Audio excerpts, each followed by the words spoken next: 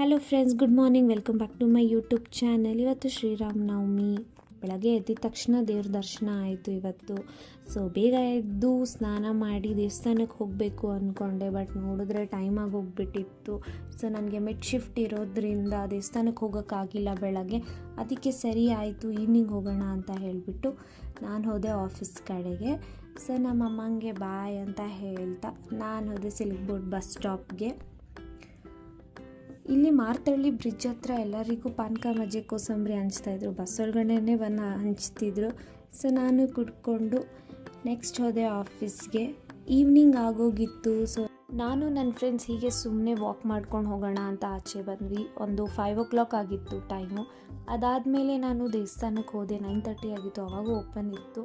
So ದರ್ಶನ ಮಾಡಿಕೊಂಡು ನಾನು ಹೊರಟೆ ಮನೆ ಕಡೆಗೆ. ಸೊ ಇದಾಗಿತ್ತು ಇವತ್ತಿನ vlog. Thank you for watching. Bye.